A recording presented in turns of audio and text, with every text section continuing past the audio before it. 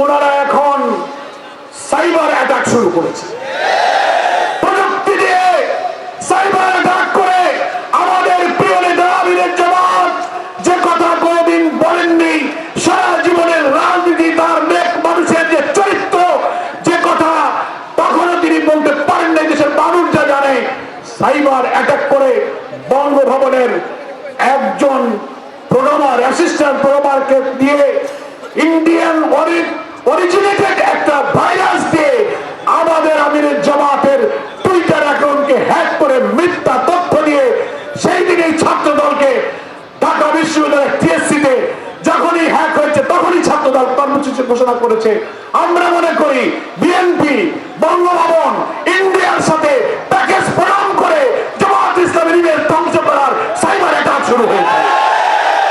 এখানকার কৃষক, শ্রমিক, মজুর, দিনমজুর, অভাবী, অন্নহীন, বস্ত্রহীন, ক্ষুধার্ত মানুষের হাজারি আলোচনায় সমালোচনায় এটা কি আছে যে তারা এখন পরিবর্তন দেখতে চায়?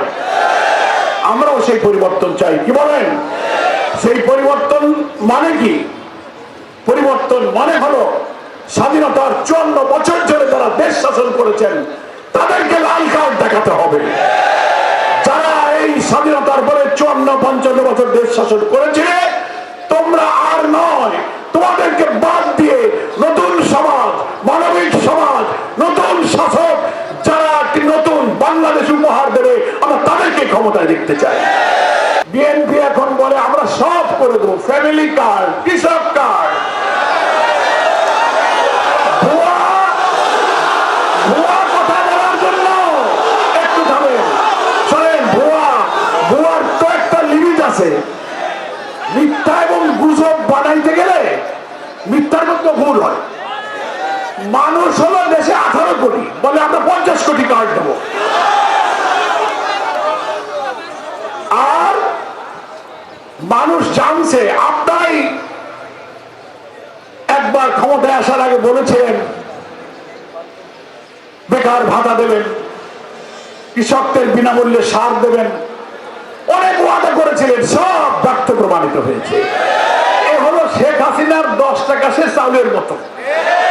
10 টাকা সে চাউল কিনে কিনে ঘরে চাউল রাখার জায়গা নেই। নতুন বাংলাদেশ গড়ার জন্য আমাদের সংগ্রাম হলো দুর্নীতির বিরুদ্ধে সংগ্রাম। এমন এক রাষ্ট্র আমরা গড়ব ইনশাআল্লাহ, রাষ্ট্রের ভেতর থেকে দুর্নীতির জঞ্জাল সাফ করে দেব। সিভিল অ্যাডমিনিস্ট্রেশন, পুলিশ অ্যাডমিনিস্ট্রেশন, অর্থনীতি, ব্যাংক, বিমা, ভূমি office, every sector of our state দুর্নীতির করাল গ্রাসে আমরা সব শেষ হয়ে যাচ্ছি। তিনি বলেছেন দুর্নীতির বিরুদ্ধে আমাদের সংগ্রাম, আমরা ইকোনমিকে করাপশন ফ্রি করব, রাষ্ট্রকে করাপশন ফ্রি করব, এটা আমাদের প্রথম স্লোগান।